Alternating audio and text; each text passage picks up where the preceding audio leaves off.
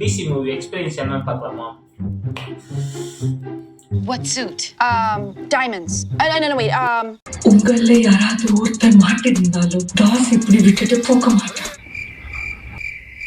First of all நான் DC movie வந்து எந்த ஒரு ஹைப்போ எந்த ஒரு ப்ரெஷர் எதுவும் எடுத்துக்கவே இல்லை. அதை பற்றி ரிலேட்டபுளாக இருக்க எந்த நியூஸ் நான் கேட்காமே போனேன். ஏதோ ஒரு சில அந்த மியூசிக் மட்டும் மொத்தமாக எல்லாத்தையும் கேட்டுட்டேன்.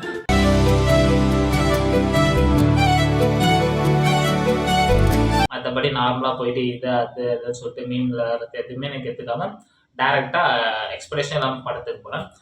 எல்லாருக்கும் பல விதமான ஒப்பீனியன் பல விதமான கருத்துக்களாக இருக்கும். எனக்கு ஃபேவரட்டாக நல்லாவே இருந்துச்சு.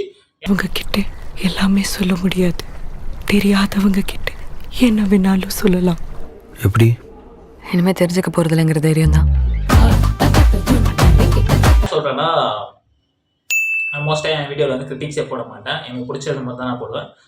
எனக்கு வந்து அந்த ஆக்ஷன் சீக்வன்ஸ்லேருந்து எல்லாமே ஓரளவுக்கு பர்ஃபெக்டாக வெல்டாக பண்ணியிருந்தேன். ஏன்னா லோகேஷ்க்கு அதுதான் பிடிக்கும். அப்படியே அவ்வளோதான் முடிச்சிட்டான்.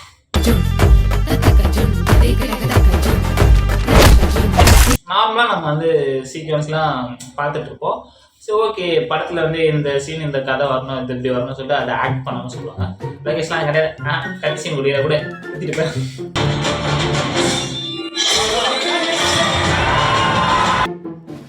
லிட்டரலாக அப்படி தான் இருந்துச்சு. நீ எனக்கு இதை நடி அதை நடி இப்படிலாம் சொல்லாத, எனக்கு அது வேண்டாம், நீ என்கிட்ட ஒரு கத்தி கொடு, நான் அதை வச்சு முடிச்சுட்டு போயிடறேன் படத்தை அப்படி சொல்லி முடிச்சுட்டு போயிட்டான்.